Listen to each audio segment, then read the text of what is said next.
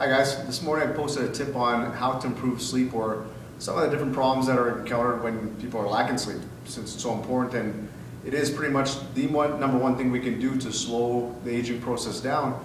And I just think not enough people actually know what a quality sleep is or get that quality sleep. So here's a couple quick tips on how to improve your sleep. The first thing that you got to do is actually create the right environment in your house. You really want your room to be pitch black, because even if somebody was to take a pen light and shine it on your foot, that's enough. That light hitting the photoreceptors on your skin is enough to elevate stress hormones like cortisol that pull you out of the deep state of sleep. You should be going through different rhythms and phases in sleep, and if that light is hitting your skin, elevating stress hormones when they should be at zero, that's going to interfere with the hormonal production throughout your sleep.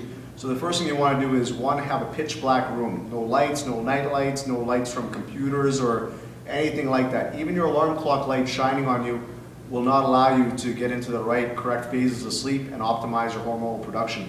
So if you do have an alarm clock, keep it far away from your head, at least 3 or 4 feet, and cover up the screen.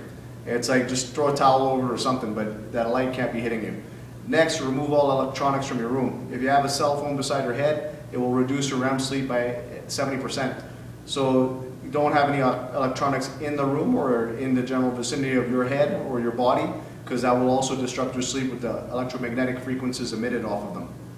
So, I mean, people that sleep under power lines, they notice a lot of things are going wrong with them because their nervous system is constantly depolarizing. So it's a main cause of fatigue and adrenal fatigue. Their body is never really able to relax.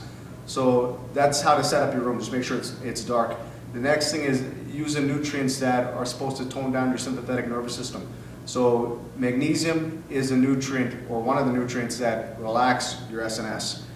There are only 2 forms of magnesium that will really act to lower cortisol. So the product that I recommend the most is UberMag, because it has 2 of the forms of magnesium that will actually lower stress hormone production right away. You'll feel it.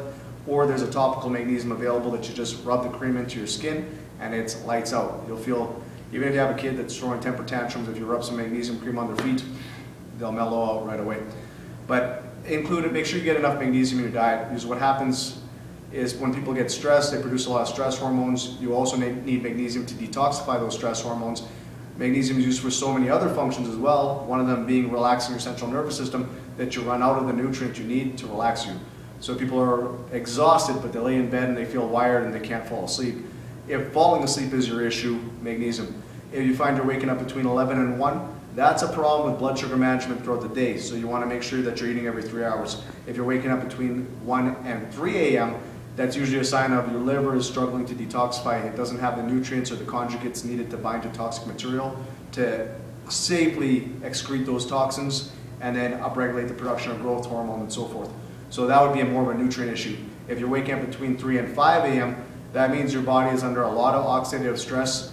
It usually is a sign of a vitamin E deficiency, and it means you need to include a lot more leafy green vegetables in your diet. And the last sleep tip is, if none of those seem to do the trick, well, I'll give you 2 more. One, use inositol. Inositol is similar to a B vitamin, and when you take inositol, it rebalances the neurotransmitters. So it's like hitting the reset button on them. So when certain ones are being produced at the wrong times, it allows you to get a deep, restful sleep and wake up feeling alert and refreshed.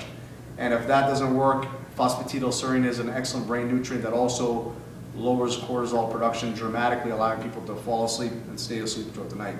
Okay, well, I hope that helped. Thank you.